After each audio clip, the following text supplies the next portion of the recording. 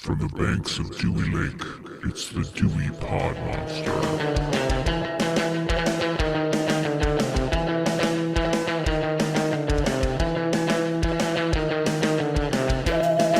All right, welcome back. My name is John, and this is the Dewey Pod Monster podcast. This is a weekly podcast about consumption. We are proud members of the You Run Podcast Network. You can find all of our previous episodes as well as all the other great shows on the You Run Podcast Network at yourunpodcast.com. With me this week is the host of the Dewey Pod Monster podcast, and his name is Sean. And I don't have anything clever at the moment. Sean, how are you today? John, you of all people should know that never in my life would I wear black silk underwear. Suck. For those who can't see this, which will be everyone because we're not making a video of this, my name on this recording is Black Silk Underwear. What is it? Keeping a theme. Black Silk Underwear or whatever. Black silk underwear. Because you cannot see this video, I am only wearing black silk underwear. Anyway, Sean, it's been a while since we've had one of these. What have you been watching, Chit Chats? What have you been watching in the last month since we've done this? What haven't I been watching? I think I say that like every other time. I can take a guess what you haven't been watching. All right, give it a guess. Killer Clowns from Outer Space. Correct. All right. Boom. Then you're in for a big treat, Mo, because it's hot dog time. 17 hot dogs. All the hot dogs. So I'm only going to mention a few things because if we went down the rabbit hole, we'd be really going down the rabbit hole. And two of the things are things that you brought up previously. So I watched the first 3 episodes of It's Florida Man. What's the first one? About where I am is. Yeah, I think we're around the same spot. The first one is... The first one is the toe guy. Yes, the toe. The second one is that guy loses his arm to the alligator. Yes. And the third one is the story about the mermaid who's being stalked by a witch and her husband who's a cowboy. Or a police officer, cop, that's what it is. A satanic cop. cop cowboy or something like that. Yeah, something like that. So I've been enjoying the show. It's, to give it a little bit more context, I think, than you did, it's basically they take like real actors or famous people and they have them reenact these scenes or these stories that these Florida people are telling. So the first one is from Detroiters. Sam Richardson, right? Sam Richardson. Was he in that? Yeah, okay. He's reenacting the first guy and a couple other people. The second one is Simon Rex is playing the guy, the person telling the story. And the third one is Anna Faris is playing the woman telling the main story. I didn't recognize any of the other people in the Mermaids one. And I know there's a fourth one out yet, but I haven't seen it. You want to know how dumb I am? You know why I didn't recognize him as Sam Richardson? It's because he's got that beard now. And he has the beard in the episode of the show. And apparently that's enough to throw me off. You would never recognize Clark Kent as Superman. Took his glasses off. Who's that guy? I'm totally screwed. Anyway. So I watched that. I finally got around to watching Alien Romulus, which I want to watch again because I really enjoyed it. And then I went online and I looked at what other people said in like subreddits and it's the same thing, blah, blah, blah, blah. And I think somebody in one of the comments I read kind of wrapped up the whole thing in its expectations. They were talking more about like expectations between movies that are in the theater and just like TV movies or TV shows. And one of the comments said something to the effect of, you have such low expectations for what cinematic TV shows are or what they should be. So when it's something really good, it's like really mind-blowing. There's not so many TV shows, I guess, with really crummy special effects and shitty sets and stuff. Besides all that, I just really enjoyed it. It felt like it was the first time we get to see like a real Weyland-Yutani planet, like a place where the people are living, where it's like, oh, I understand now that Weyland-Yutani owns all these planets. They basically own all these people. They're forced. It's basically slave labor so they can go to a different planet and go work somewhere else, you know? So I liked all the story building that was in it. I liked the android. I thought having Ash there or Rook was, I don't know if that's a spoiler. I don't think so. Having Rook there. It's been on for a while. It's on Hulu now, so. Whatever. Yeah, but I'm just saying, like, it's a recent movie. Having Rook there so much was kind of weird, and I think that effect that Rook, the AI or whatever, the special effect to have this person who's doesn't look like this anymore talk, it was really kind of jarring in some respects, but other than that, I really enjoyed it. It was really kind of suspenseful and kind of creepy, and I really want to watch it again. I like instantly want to watch it again. And then the last thing, I took your recommendation. See, I listen to what you say. sometimes. I started listening to the podcast Disgraceland. I'm only a couple episodes in. Thought you were going to say you watched Death Squirt. I didn't do that. I don't hate myself enough for that. The podcast, I don't know. I listened to 2 episodes so far. I listened to one that was about the whole JFK conspiracy. And as far as conspiracies go, that's kind of like one of my favorite conspiracies because it's an old school one. It's still so up in the air as to what actually happened. And it's not like kooky. Well, I'll put it this way. It's not as crazy as the conspiracy theories that people have today about random things. Yeah. It's kind of like a normal old school conspiracy. I like the show, but they have so many ads on that thing. Yeah, you tend to like, I listen to that one a lot at work. You tend to anticipate where the ads are coming up based off like the musical cues and just start. I usually just skip ahead like 2 minutes and then it's, Yeah. Hit the skip 30-second button. I'm sure that's not what they want you to do, but whatever. Honestly, if they already get paid to put the ad on, I don't think they really care that much. Probably. But yeah, that's the long and the short of it. I won't get into. I've got stuff I want to save for next time we talk about what we've been watching. Well, that's fair. Yeah, I still am on that. I just wasn't going to bring it up because I figured I've already talked about it. But I also like the JFK episodes. If you haven't listened to, he dropped, today is November 22nd. He dropped a episode about John Dever. Yeah, I just listened to that today. Okay. For those who haven't, if you want to hear it, I won't spoil it, but it's pretty entertaining for what it is. It is. The podcast sounds really good. It just sounds also really, I don't know, almost overproduced to a point. I think it depends on the episode. Some are better than others. If you want a really good episode, almost from an outsider, I don't have a lot of knowledge on this point of view. He did a Travis Scott episode, I want to say in the last 2-3 months. I don't really have much of an opinion on Travis Scott. I know he's a rapper and I know his shoes sell for a shit ton of money and that's about it. Mm-hmm. But it's all about Astroworld and that whole shit show debacle that happened. Yeah, let's putting it nicely. That was one of the episodes I was like, I have no real reason to listen to this other than I'm at work and I need something that's not work in my ear. And I found that to be way more interesting than I ever expected it to be. So it's kind of one of those weird shows. Like sometimes you go into it and it's a subject that you know a little bit about. So you kind of feel like you're going through the motions. It's like missionary sex. And sometimes you go into it with like a topic that you had no idea about and it just totally like intrigues you to no end. So it's good. So apparently we both recommend that. Yeah. If you're into conspiracies or just kind of the backstory on some weird stuff that you might not know about, it's a good show. Yeah. Well, good. I'm not going to say it's my favorite, but I don't hate it either. So that's good. I didn't say it was my favorite. I just have been listening to it a lot. So my favorite show is Let's Talk Horror because BP is a fucking legend, as he says. Would you like to hear about some of the shit that I've watched this week? Why don't you just tell me about the shit that you've watched this week? So like you, I'm going to save a couple things so I can have other stuff to talk about. But I've gone on now 2 separate rabbit holes that I've started on. So I've been putzing around on Tubi more than I should admit to, but they had like 12 Godzilla movies on there. So I went through a big like Godzilla binge over the last month, which unfortunately Sean's already heard about this. So yeah, he'll yell at me about that later. If you haven't gone back and watched some of the old like Toho Godzilla movies, it's a really nice palate cleanser coming off of some of the minus one aside. Like I'm not talking about that one, but some of the American Godzilla movies that are just like, they're basically Marvel movies with Godzilla in them for all intents and purpose. Like there's not a lot of substance there and there's not a lot. It just feels like, again, missionary sex. They're going through the Godzilla motions. Godzilla shows up, he roars, he knocks some shit over, he goes back in the ocean. It's a lot of CG. That's pretty much what these are, but there's something much more charming about random dudes in like rubber suits kicking over miniature towns. That's just endlessly more entertaining to me. Maybe you disagree with me on that, but I find that to be pretty good. My current like binge that I've been on, I think there's 4 of them on there right now, but there's a bunch of Drunken Master kung fu movies that are on Tubi right now. So yesterday I watched just Drunken Master. I think I don't remember the order these are in, and the other one is like The Legend of Drunken Master or something. I don't know. There's 4 of them on there, and I basically have just been watching like old Jackie Chan movies for the last couple days, and I don't feel bad about that either. It's a lot of kicking and a lot of, quite frankly, it's not as much violence as a lot of like, if you're looking for violence, like go watch Shogun Assassin or something. Like that's way more over the top. But if you just want something crazy that's really, really well choreographed, again, Jackie Chan's where those Chinese movies, I think. Those are Chinese, right? Yeah. So his movies from not America are all super entertaining for what they are. The only other thing that I really feel like I should bring up before I forget about it, because as a whole, the movie is not that great, but I found myself when it decided to be entertaining was pretty damn good. It's like I want to say it's an early 80s horror whodunit / Western movie called Silent Rage, starring Chuck Norris and Flounder from Animal House. Good God. Yeah.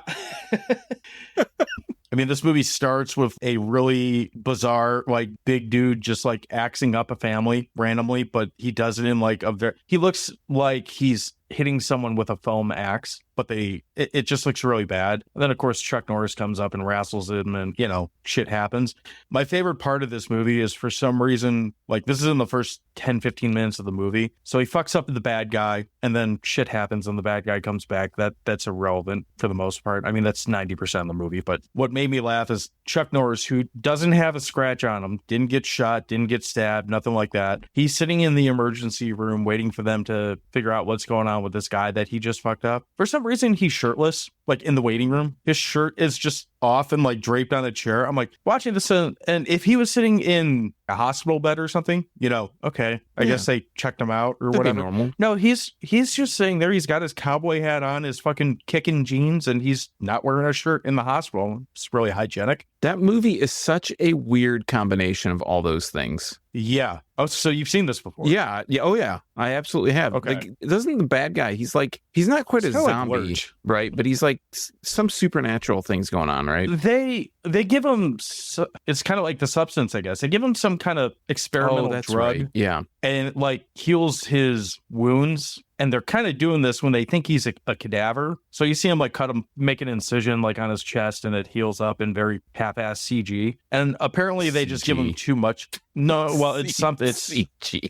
It's not practical. I can tell you that. Whatever it is. This is like 1984 or something. I think it's older than that, but whatever the fuck it is, they do this effect. It doesn't look great, and then they give him more drugs, and he gets up and of course kills everyone that's given him the drugs in the first place, and basically restarts the story. And Chuck Norris has to kung fu his ass again or something. It's a very not good movie, and it has horrible pacing problems because if Chuck Norris isn't kicking the shit out of the entire town, it's a pretty boring movie. Like, not a lot's happening. But when Chuck Norris is kicking the shit out of the rest of the town, it's got its redeeming qualities. Yeah, I was on a little bit of a Chuck Norris kick a couple of years ago. I watched that. I watched Invasion USA. I was trying to find movies that, like, I don't know, that I thought were going to be entertaining. Bad? Yeah, and didn't always, a lot more misses than hits. I know I just recently watched that other one, the Cannon Group Golan Globus movie, which you can't remember, with Lou Gossett Jr. Yeah, I remember you talking when I was watching. I'm like, I don't know if this is the one he was talking about, but I was like, feels like it's in the same zeitgeist as that. Yeah, so he's just in a lot of silly shit. But yeah, Silent Rage, right? Silent Rage? Yeah, Silent Rage. Like I said, that movie just has so many different things going on. Well, and at the risk of Chuck Norris walking through my door down in my basement and kicking me in the face, he's a fucking terrible actor. Like, we're about to talk about a Jean-Claude Van Damme movie. We've talked about Stallone movies and Seagal movies and all that. And those guys all have their challenges when it comes to acting. I feel like Sylvester Stallone looks like an Oscar winner. Actually, I think he did win an Oscar, but he looks like an Oscar winner in comparison to Chuck Norris from most of the things I've seen Chuck Norris do. He's very wooden as far as an actor goes. Firewalker, that's what it is. Firewalker? Okay. That's the one with Louis Gossett Jr. I'm telling you, and I think I said this when I talked about that movie. He is, the Firewalker is probably his best acted role because he's actually charismatic. Like, he's not a bad actor. And that movie came out in 86. I remember you saying that, yeah. Yeah, and it was like super surprising that he was actually likable.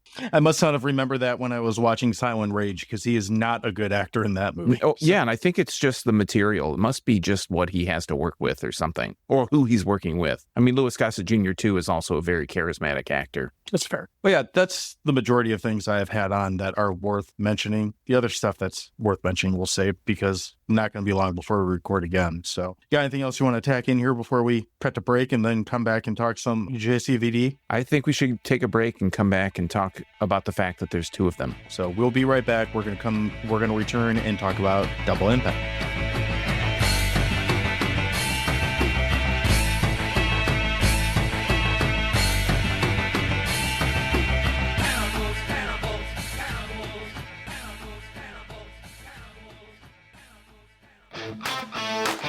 everyone, AI John here. Did you know that we're on the You Run Podcast Network? YouRunPodcast.com is home to great shows like You Gonna Eat That Crust, Pop Culture Reflections Podcast, Voices of the Mausoleum, and many more. Head over to YouRunPodcast.com and find your new favorite show today. All right, so we're back, and as mentioned, we're going to be talking about the movie Double Impact from 1991. This stars Jean-Claude Van Damme, Jeffrey Lewis, and a bunch of other fuckers. And we'll probably get into the cast more, but we start with a third-party review, and this week's third-party review comes from someone without a name. They're anonymous, but they are also a super reviewer. Didn't know that was possible. Maybe their account name's anonymous. There's no name here at all. It's not like the name anonymous. It's just blank. But they are a super reviewer, so that's the plot thickens. And they say, what a piece of garbage. Van Damme playing twins? It's like Lindsay Lohan killing herself with I Know Who Killed Me. Spoiler. Double Impact has some good, goofy choreography, but the unoriginal storyline and bad Asian extras failed to sustain an entertaining value. 1 out of 5 tomatoes. So, not 100% sure I agree with that. That just sounds racist. That's just like that you started with, what a piece of garbage. What a piece of shit movie. Anyway, Sean, what's this movie about in your words? And I did actually write some cliff notes on this because I think I needed it. Well, these won't be my words, but I wanted to know what the movie was about. So I went to IMDB and I typed in the words Double Impact, and it brought me to a 1991 film. And this one, it's a 5.6 out of 10 with 45,000 ratings. No rating on the popularity meter here, but we go to the storyline of the plot. We go to whatever, it's the one on the top. I think it's the plot. It says, twin brothers are separated when their parents are murdered, but 25 years later, they reunite in order to avenge their parents' death. And then if we want to scroll down to the bottom here, we want to look at the storyline. This comes care of John Vogel at jlvogel@comcast.net. It says, Jean-Claude Van Damme plays a dual role as Alex and Chad, twins separated at the death of their parents. Chad is raised by a family retainer in Paris. Alex becomes a petty crook in Hong Kong. Seeing a picture of Alex, Chad rejoins him and convinces him that his rival in Hong Kong is also the man who killed their parents. Alex is suspicious of Chad, especially when it comes to his girlfriend. Yeah, that gets weird. All right, for me, before we get into this, I'm going to kind of break down my cliff notes on this as far as what this movie is about, because I think it makes about as much sense as anything that we just read. So basically, this movie is about JCVD and JCVD, whose parents get Batman to death for reasons unknown by the guy from Bloodsport and some generic white dude. Once JCVD and JCVD grow up, one grows up to be an early 90s stereotype of a wuss, which they use a lot of slangs that I'm not going to use right now, but also does karate. And the other grows up to be a badass that sells cigarettes out of his trunk for some reason. And also does karate. Yeah, I included that while also doing karate. Oh, good. I'm glad you were complete. Very important. For some reason, maybe revenge, I guess, Juliette Lewis's dad, who is no longer wearing a stupid wig, gets them together and they go on a revenge journey to fight the generic white dude and maybe an Asian gang or something like that. The triads. That basically, okay, I didn't catch that. I was like, I thought there was like maybe Yakuza, but like buff. I wasn't 100% sure what they were going for. There aren't a whole lot of buff guys, actually. There's not a whole,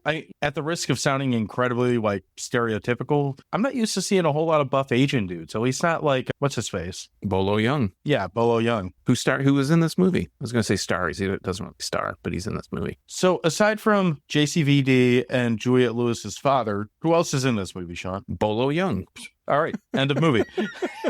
I mean, that's, of all the people that are in this, those are probably the 3 characters that you'll see and you're like, oh yeah, it's that guy. And I kept watching this, and Jeffrey Lewis, who is Juliette Lewis's dad, which you've mentioned, when I first started watching this, I was like, oh man, he was the commander in Chips. And I had to look it up because I didn't see that in his credits. And I'm like, oh no, that's a different guy. That's Chris Pine's dad. Close enough. I knew it was somebody's dad. My favorite thing about Jeffrey Lewis in this movie is before they age to like, adults. Well, he's an adult at this point. When he's there, whatever the fuck he is, and he's like hightailing it in like a Porsche or something to go and like quote unquote save the day. I love the wig that they put him in. It looks like a Jeffrey Feiger haircut. Like, and if you're not in Michigan, you might not know who Jeffrey Feiger is. Just Google it. It's a very bad haircut. And I love how he's like flying up what is, it looks like a gravel road.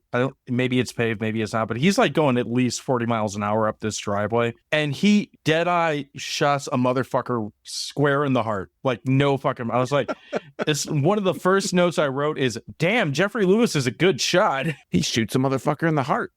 from a moving car with windows in it. Like, I don't know how the fuck that happened, but he did. Yeah, there's so much weird stuff with this plot. And I know that you did a really good job. And I think I wrote my own plot and it's very similar, so I'm not going to reiterate it. But the one thing that I'm very confused about, they keep mentioning this tunnel, right? They mention this tunnel, and Chad and Alex, JCVD's parents, their parents built or had a hand in this tunnel being built. And that's the opening of this movie, is a ceremony to open this tunnel or something. And it's supposed to connect Hong Kong to somewhere, mainland China. I really don't understand what that's all about. And it's like they're supposed to be avenging their parents' death so they can reclaim the ownership of this tunnel. Like, it's very murky, and it doesn't really have anything to do with anything, but it's just in the movie. So it's always kind of in the periphery, but it just doesn't have anything to do with anything. I mean, let's be realistic here. My biggest complaint about this movie is that the plot is fucking terrible. Like, I spent a lot of time in this movie going, what the fuck is actually supposed to be going on here? I know that there's some kind of tunnel thing going on, not because of watching the movie, but because I tried to figure it out after the fact and someone else said it. I was like, oh, because I watched it and just figured, all right, they must be rich or something because they're wearing, like, you know, nice clothes. And like I said, I had no idea why these bad dudes show up to kill them. Like I said, Bruce Wayne them to death, or whatever Batman's dad's name was. And I was like, okay, so why do they have Jeffrey Lewis in a wig? Like, what is the premise? Like, how do, and again, this is an early 90s action movie. And I believe, didn't Jean-Claude Van Damme write this movie too? Like, that might explain a lot. Oh, yeah. Yeah. On IMDb, it says he had some kind of writing credit on it. So that might explain a lot. But I'm usually a guy that doesn't feel like I need a whole ton of like backstory to understand what the fuck is going on. I think this show has proven that.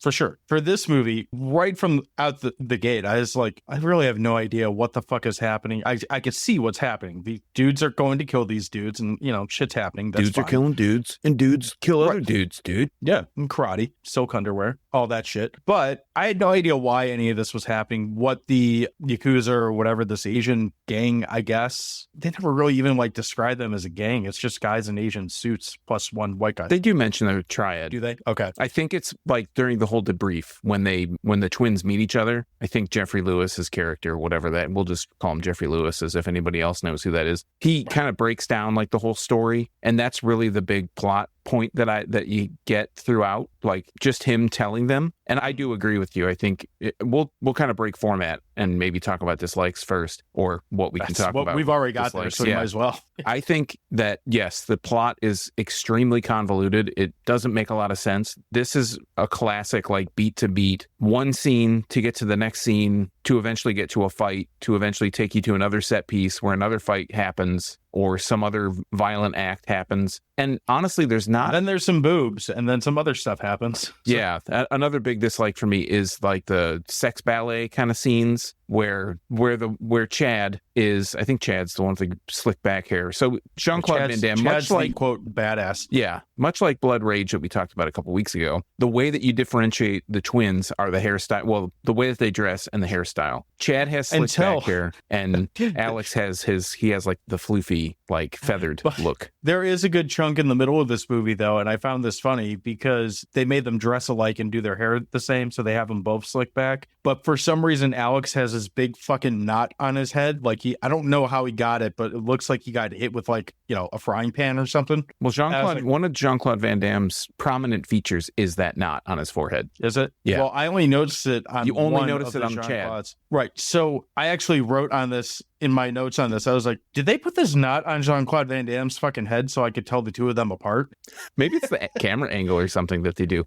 But there's also, especially at that point of the movie, with the exception of that knot, which kind of feels like it jumps between whichever JCVD I'm supposed to be. There's chunks of this movie where I really have no fucking clue which JCVD I'm supposed to be like watching at any given point. There's some points where you can really tell because he's being really effeminate or he's doing something that's really not quote, quote, badass. Or there's other points where it's like, oh, he's carrying a bottle of like Johnny Walker. He must be the tough guy, Jean-Claude Van Damme now. Well, I knew which one he was during the whole drinking thing, and that's where the sex ballet comes into play. The other big complaint I have about this movie is an hour and 50 minutes long. An hour and 50. Let me say that again. An hour and 50-minute long Jean-Claude Van Damme movie. Now, I like me some Jean-Claude Van Damme, especially early career Jean-Claude Van Damme, JCVD, as the kids call him these days. And it's just too much. It's too long. The story really doesn't make any sense. You could cut so much of this movie down and maybe trim up the story and have it make a little bit of sense. And it takes a long time to get off the ground. Like, we do have a couple spots here and there. I mean, the beginning of the movie is this whole gunfight and the parents getting killed and all this stuff. And it's very convenient that Alex gets brought up in France, but then they move to the United States, so he has a French accent. And then the other one, what just happens to be adopted or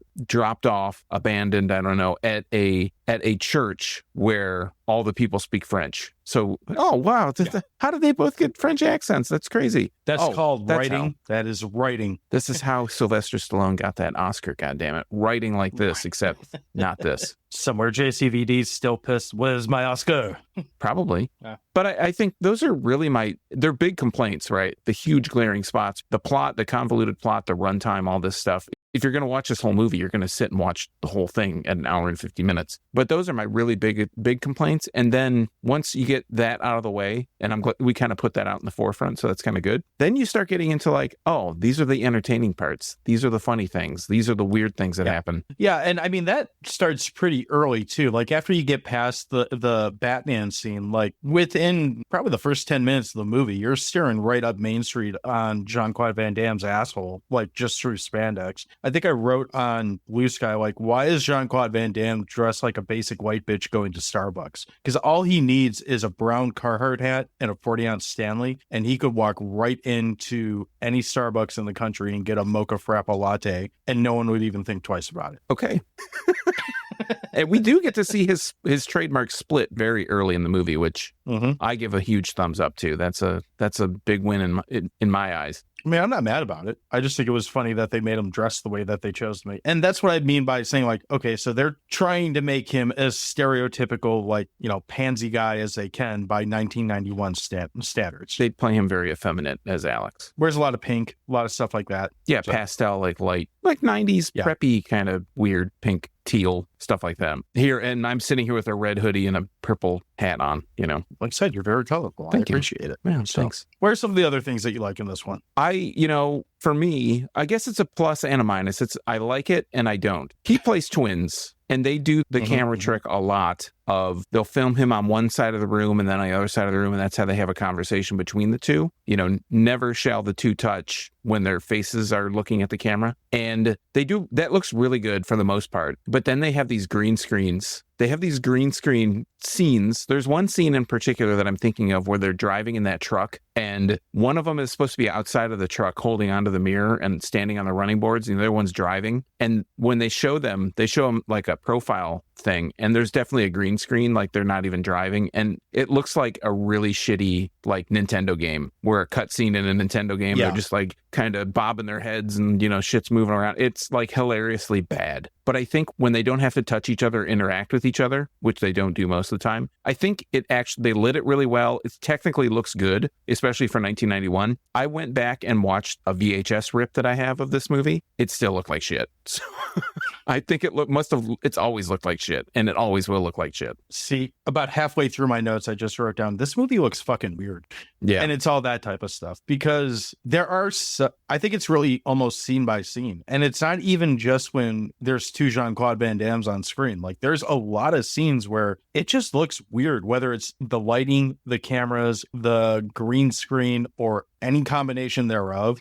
And maybe it's because it's a 1991 movie and I watched an up-res version of it too. I don't know. Like, it could be any of these things, but I found myself through this entire 2 hours basically of the movie having a lot of scenes where I was like, yeah, this is fine, but it looks fucking weird up there. Just something about it always looks a little off to me. I mean, I was impressed that they filmed almost all on location in Hong Kong. I thought that added a lot of character to the movie. Oh, I didn't even realize that. Rather than be on sound stages and, you know, whatever. When there's scenes where they're in an old abandoned hotel. They're actually in an old abandoned hotel on like a riverfront or whatever. I don't remember exactly. For the most part, they do a pretty good job. He does a pretty good job. JCVD, that is, playing two different characters. They have two distinct different personalities.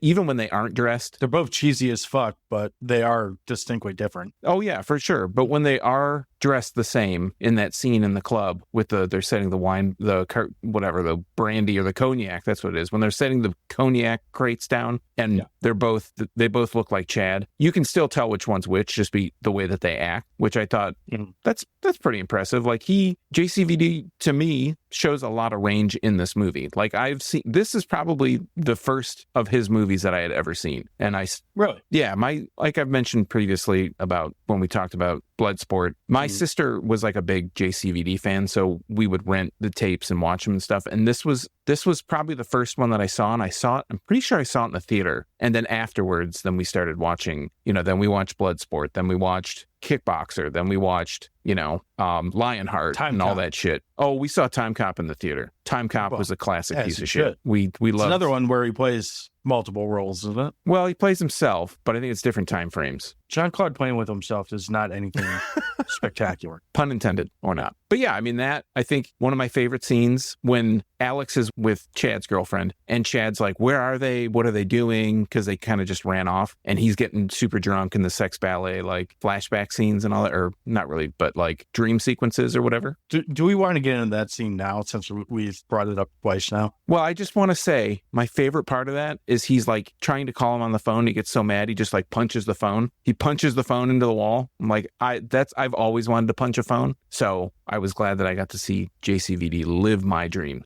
My favorite part of that whole scene, I'm not 100% sure what's actually happening in this scene, if it's a dream or if he's just like, they're trying to say they have some kind of connection because they're brother. I don't know. I think he's just so drunk that he doesn't start thinking drunk. of the worst, but he's thinking of the worst. Right. He starts fucking first, and then he basically drinks an entire bottle of Johnny Walker Red. Again, like the worst Johnny Walker you can get. Somehow doesn't power vomit or die and continues to go get in multiple fights shortly after. And the sex scene that they keep cutting back to, and this isn't necessarily a complaint, but for 1991, this is a pretty graphic sex scene. Like you see a lot more in this scene than I would have expected to see in a Jean-Claude Van Damme 90s action. He loves him some women. I'm not arguing. There's nothing out of the ordinary, in my opinion, of what happens here. I don't think it's overly graphic. Side point, if you want to watch the best scene where a guy downs an entire bottle of whiskey, watch the show Party Hard. This dude downs like an entire bottle of Jack or something like that because he wants to be Bluto from Animal House, staggers out into the parking lot, power vomits while screaming, call paramedics, back and forth. It's gross and hysterical. Way better than Jean-Claude Van Damme doing it. All right. I really like the rematch of Bolo Young and Jean-Claude Van Damme at the end. And I think my favorite part of it, I mean, it's basically like Bloodsport Part 2, but not Bloodsport 2, just in this movie. My favorite part of it, though, is, Bolo Young is doing a lot of like, look how big I am and like flexing and shit, literally. And he picks up this big like oil drum. You see exactly what's going to happen when he does it. He's going to throw it at Jean-Claude Van Damme. And Jean-Claude Van Damme goes to kick it. And you think, as soon as you see him about to kick it, in my head, I'm like, oh, he's just going to return that right back at him and knock him over. No, it like fucks his leg up and pushes him. Like, okay, I like that this did not go as planned and he just hurt himself trying to kick an oil drum as opposed to ducking or something. So I found that to be pretty funny. I think you bring up with Bolo Young, he in this movie and with most roles that he's in, probably every role that he's in, he is such an unlikable dickhead in the characters that he plays. And he does it to a T in this movie. He is like a great villain.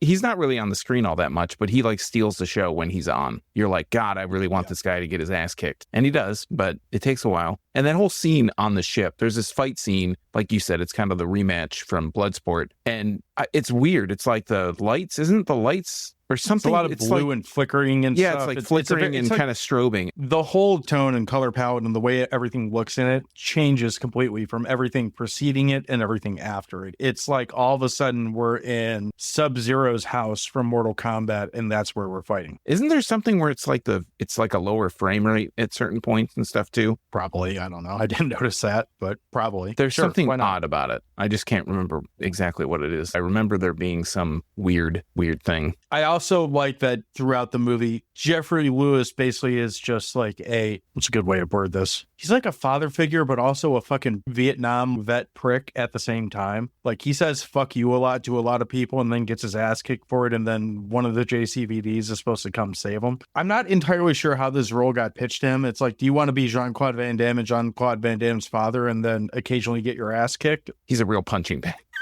He really is. He gets the shit beat out of him a lot. He also, I mean, I'm jumping around a lot, but he also has the most bizarre escape scene from the beginning of the movie when he, we mentioned like the two babies get separated. The nanny or whatever takes one to this orphanage and he grabs the other one like a football and hightails it into some bushes or something. And these 8 or 9 gangster dudes just like, where'd he go? I don't know. All right, see you later. That's it. No, it sucks. Like, gone. Oh. It's a very unimpressive escape, but kind of comical at the same time. Is there anything else that we're missing?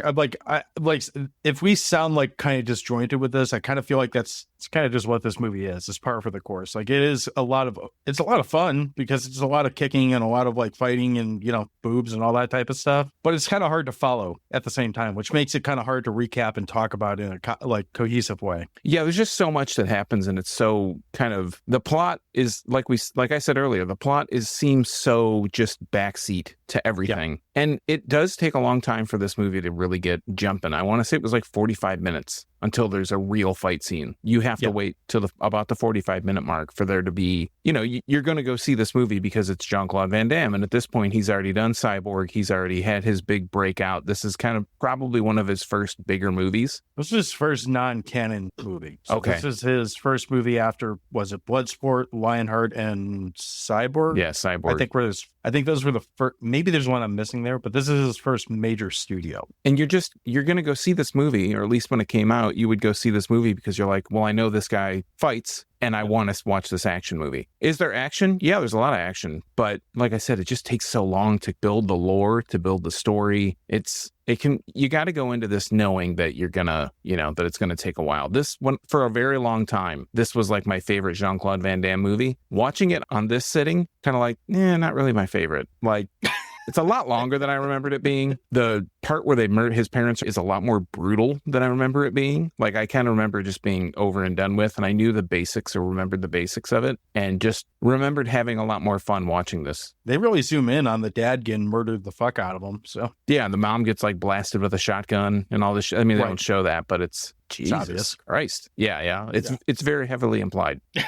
Yeah, it's one way to put it. I don't have anything else. Like, if we go, I mean, not really worried about spoiling this movie because I quite frankly couldn't follow it well enough to spoil it more than we already have. So unless you have anything to add, I'm ready to fire up the grill. I was very impressed. I'll just add one last thing. I was very impressed, and I laughed out loud when it happened. In the club scene, one of them is fighting multiple guys that are coming and running at him, and this one guy like jumps. JCVD catches him in the air and does this like all-in-one body slam at the same time and like throws him through all this shit. I was like, this is what I want to see. When I sit down for an action movie, for a JCVD movie, this is what I want to see. It's fair. All right, fire it up. Then you're in for a big treat, bro, because it's hot dog time. So I'm going to lead us off here, since this at one point maybe still is Sean's favorite JCVD movie. But for me, I went into this movie thinking I had seen it before, and then maybe 30 minutes in, had a pretty strong feeling that I had not seen this movie before, for better or worse. At the end of the day, like, this is worth watching if you want borderline schlocky action entertainment with JCVD doing JCVD things. It's going to deliver on that. It has pacing problems. It clearly has plot problems. I guess depending on what you're looking for on any given day, that could be a deal breaker, or it could be totally irrelevant. Especially with action movies, there's plenty of them where I'm like, if you just give me action for an hour, I'm going to be content. And this kind of falls closer to that than a movie like, I mean, not even a fair comparison, but a movie like a Terminator or something where there's action and a great story and all the other stuff that we said is missing from this. Again, that's not a fair comparison by any stretch, but I think you get where I'm coming from. It's worth watching though. It's definitely a hot dog on the grill. It's, maybe with a couple toppings. I would go back to it. I wouldn't be surprised if the next time I revisit this movie, if I find myself like, I don't think I've seen this before. We did a whole episode about this, but I'm not 100% sure I saw it. But it's fun. As far as JCVD acting against JCVD goes, I mean, I've seen worse. And I'm not going to go as far to say it's like career defining, but he definitely doesn't. That is by no means a problem in this movie, where if you told me that without if you just said it's Jean-Claude Van Damme playing himself in two different roles, I could see that turning into a real shit show real quick. And I don't think that's a negative in this movie at all. If anything, it's one of the more positive aspects of it. So it's fun. You should check it out. It's pretty available. Like if you search this on Just Watch, it popped, when I looked, it popped up on like 10 or 12 different sites. So yeah, it's definitely pretty on Tubi. accessible. Yeah. So it's worth giving a try if you haven't seen it for whatever reason. Whose hot dog is this? Huh? Is it yours? So I think, just to kind of add on, I think it also complicates things when this movie's called Double Impact and he has a movie called Double Team, and that's the one with Dennis Rodman, and they're very easy to mix the two up because the names are so similar. So I'm just going to say I really appreciate that Jean-Claude Van Damme plays two different characters, and I think he does a good job playing the two. Like, they're easily differentiated to me. I've always thought before this he was really a very one-dimensional actor. You know, he was like, oh, he has an accent and he kicks and he can do the splits. And I think this movie, from an acting point of view, is the one where we really start to see him show range. And I know most people probably don't go into JCVD movies to really give a shit about the performances, but I do think this is like a career-defining role for him, for whatever that's worth. I think my biggest complaint about this movie, two of them: the pacing, an hour and 50, way too long for a JCVD movie. This movie proves it. Number two, the plot is like crazy all over the place. It doesn't make any sense. It's like, I kind of feel like I know what they're doing. Why are they going here to do that? Okay, now what's next? Okay, all to get to the point to get the revenge for their parents' death, which we just talked for at least 40 minutes, and I don't think we once talked about the revenge piece other than the very beginning, because it's just kind of like an afterthought. Like, these are the guys, these are the bad guys, these are the good guys are going to beat the bad guys. How are they going to beat them? It does go through that motion, but you really don't get much more detail than that. You're like, well, why are they bad? It's just like a crime dude. And even though Chad, one of the brothers, is a crime dude too, when he finds out, you know, now he's like got the moral high ground, and that's what it is. Like I said before, this used to be my favorite JCVD movie. After watching it again, I don't really remember why that was. I think that crown goes probably to Bloodsport, honestly. I need to watch Kickboxer again. I would say watch Double Team again, or Double Impact. I don't know. This one, it's a hard rating for me because sentimentally I like this movie, but watching it again, I'm like, there's other JCVD movies that I much rather watch. If you haven't seen it before, I would say you probably should see it if you're a fan of like cheesy 90s action movies. But if you're not a fan of that, if you're not a JCVD fan, I don't really see any reason why you would even consider to watch this. So I'm kind of on the fence with my rating, but I'm just going to give it a half hot dog, because will I eventually go back and watch this? I probably will. I'll have forgotten all the bad things that I said about it just now, and I'll be like, yeah, that's a good movie. I think at one time that was my favorite. Let's watch it again. But I think I would much rather watch Bloodsport and, like I said, maybe even Kickboxer instead of watching this again. I did write down, and maybe I should have said this when I was going on, my closing thought or whatever. There's a big part of this to me that does feel like this is kind of the prototype for any 90s action karate type movie. Like, I'm not saying it's the first, like I'm sure it's not, but this just feels so much like so many Seagal movies, or so many, for lack of better wording, white guy does karate in the early 90s movie. Like, yeah, the buff dude who takes his shirt off or has a nice ass, the random Asians that show up to kick his ass, stereotypes that probably don't hold up by 2024 standards, and then eventually the big buff white dude with the good ass prevails is essentially what happens. And this checks all those boxes. So if you like 90s action movies in that vein, your pacing and plot aside, you're going to be at least entertained. Yeah, if you're a fan of mindless 90s action flicks, just to have something going on, if you just need something on, this is a perfect movie for that. If you're not paying too close attention to it and you're just like, oh, that was cool, did you see that thing that just happened? And you can rewind it. Yeah, it's a great movie for that. I would totally agree. That actually might be the better way to watch it, is not paying attention to it. Not watch it. Just let it play. Yeah. So, all right. So we're going to wrap up here, but we do have a question this week. And this week's question of the week is, what is your favorite movie where an actor takes on multiple roles within the same film? So basically, your JCVD on JCVD action, or whoever else. We're going to start over on Instagram, and right out the gate, we got a response from our friend Sam, who is over at Feature Creatures DTF, and he said, I'm a sucker for Austin Powers. He's very shagadelic. I forgot that he plays so many roles in that movie, but I'm not a big Austin Powers fan, but I do think from a performance standpoint, I can get where he's coming from on that. He puts in a good performance. Yeah, I'll see you on that one. Yeah, I find the character to be a little bit obnoxious. That's why I can't do it. Yeah, I think coming through the age that we were when that came out, it's hard to not be aggravated or whatever by hearing the imitation and all that stuff. It's like, oh God. Because it was just, at first, it's one of those things where at first it's so funny. Yeah. And then it just gets forced down your throat for so long. You're like, oh my God, please stop with the baby or whatever he said. Yeah. And when that movie came out, What's his catchphrase? something like that. You Groovy want to say baby. it. No, because it's like Groovy Baby or something like that. But when that movie came out, I worked in a movie theater and I had to at least sit through the you poor credits bastard. like 4 times a day. And I mean, when you're cleaning theaters and like starting projectors, you don't have to watch the whole movie if you don't want to, which is a big plus. But you do have to kind of walk in and check in on it. So after so many times of having, whatever 70s inspired Austin Powers shit going on, it's just like, God, I don't want to see this anymore. You're telling me that people don't sit up there the whole time in the projection booth? And that's what the movies tell me. Some do if it's a good movie. Fight Club was in theaters when I worked there, and I watched that probably 5 or 6 times. South Park, Bigger, Longer, and Uncut, I watched that a bunch of times just because I had time to kill. And because the thing that sucks about working in a movie theater is the pay is absolute garbage. Like it's very much so I'm a teenager and this is what I can get hired to do type job, unless you're one of the guys who's not a teenager and still works there. But the benefit is you have a lot of downtime between when movies start and when movies end. So, it was fun. I wish it would pay me like a living wage because I'd probably still be doing it because I could dick around half the day, but that's not really how it works. I think I got paid like $4.50 an hour there. So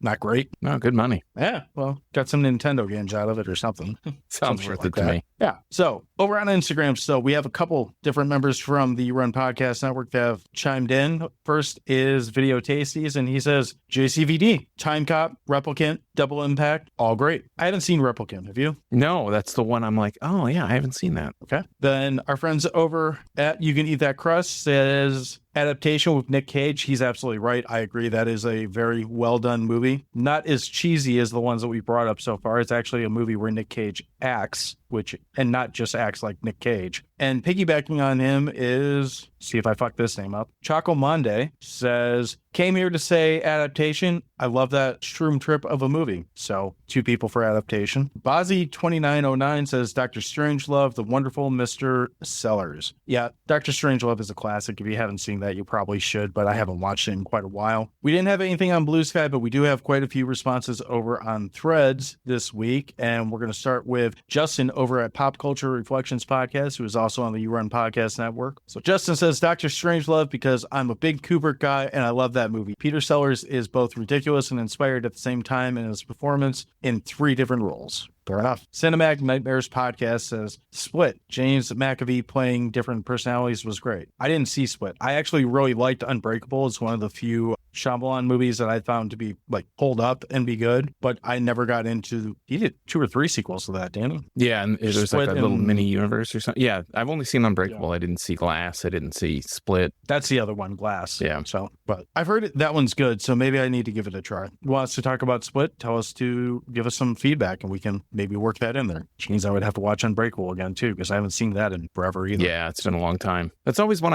I want. I think that like, I want to go back and watch that because Shyamalan had a small run where I liked a lot of his movies and then they fell off drastically. He's always been hit and miss for me. Like, I really remember liking Signs until Signs got overhyped to the point where I hated Signs. I don't even read them anymore. Fucking Signs. Bullshit. Yeah. Not that one. The Sixth Sense. The Bruce Willis one with the kid and the dead people. Spoiler. Same statement, just wrong movie. And I liked Unbreakable. And then he did the one where the guy slapped a lion and I thought that was funny but bad. It's aliens or something make people dumb and this guy slaps a lion and the lion beats the shit out of him. Is it The Happening? That sounds right. That's where the trees are doing something? I think so. I don't know. It's fucking been a while. Yeah, there's just too many to mention. He's out there, and not always in a way that I'm up for. So anyway, Flyboy972 says History of the World Part 1 and Spaceballs. Mel Brooks showing off his comedic range. I don't remember if he plays more than one character in Spaceballs. Oh, he does. He plays Yogurt and okay, that's fair. Live research on the show, folks. Sean's just sitting here watching me look stupid. So, I'm listening. What am I thinking I'm about? listening too.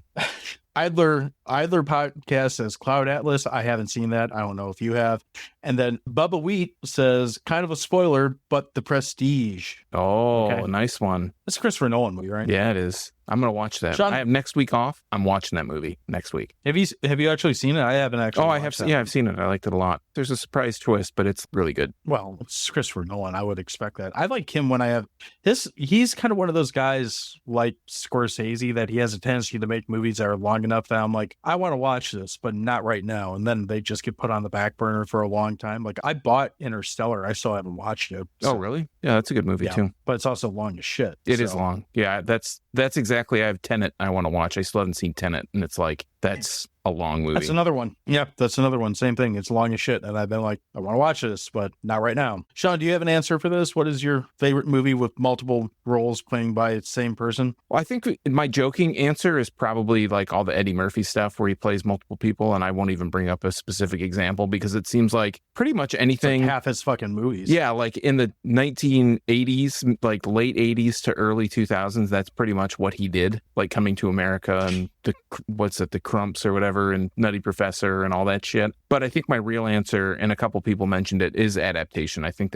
that's Nick Cage playing the twins, the Kaufman brothers. They are twins, right? The Kaufmans. So, yeah. He plays the Kaufmans. That movie is just crazy. Anyways, my other joke answer would be being John Malkovich, because John Malkovich plays all the different Malkoviches. Malkovich. But, I don't think he actually plays it. He's playing himself. And the head's just like CG'd on these bodies and stuff. But that was a pretty crazy movie too. I watched that. I went back and rewatched that a couple of years ago and really remembered enjoying it. And my memory served correct. I still enjoyed it. See, now I just want to watch The Unbearable Weight of Massive Talent because we have Nick Cage playing Nick Cage. But I don't think that falls under the same thing because he's not playing. multiple Yeah, he's roles not in that. playing multiple of the same people. But Right. you don't need a reason to go watch good movies. So maybe you should go watch it again. It's true. My answer is Blood Rage. I know we just watched it at Frankenstein's quite literally yesterday, and we just covered it, but I find myself enjoying that movie more each time that I've watched it. So right now, that's my answer. It's got schlock, it's got debauchery, it's got shitty people playing the Pacing same problems. characters always. Pacing problems. It's got Todd.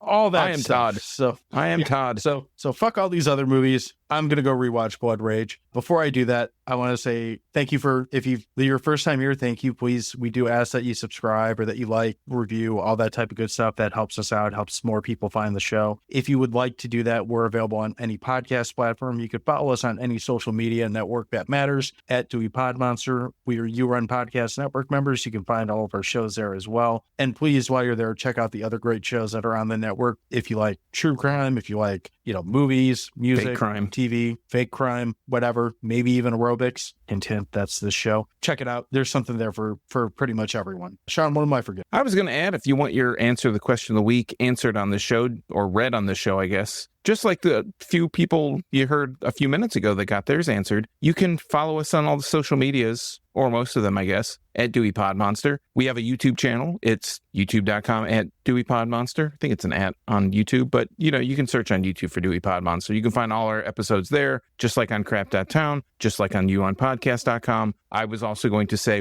everything we talk about, all the movies we talked about, or all the TV shows that we said we watched earlier, are all in the show notes of this episode. Some of those show notes, some of those links are affiliate links. If you click those links and you buy something on Amazon, sometimes we get some money from it. And that's nice. That's the best way to support this show, because this show is supported by listeners like you. And if you want to follow my Michigan Craft Beer adventures, you can find me at youtube.drafttherapy.com, or follow me on social media at Draft Therapy. All right. Well, that's all we got for this week. I'm going to go watch Blood Rage. Sean is going to go watch Adaptation, and we will be back next week to talk about something that does not involve someone playing multiple roles in the same movie. I don't think. Maybe.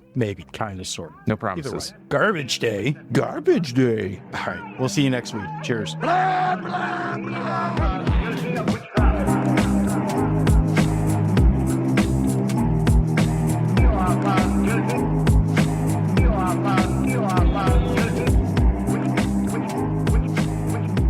We didn't have anything on Blue Sky, but we do have quite a few responses over on Threads this week. And we're going to start with Justin over at Pop Culture. Justin over at Pop Culture Reflections Podcast, who is also on the You Run Podcast Network, also says Dr. Strangelove, because I'm a big Kubrick guy. I love that movie.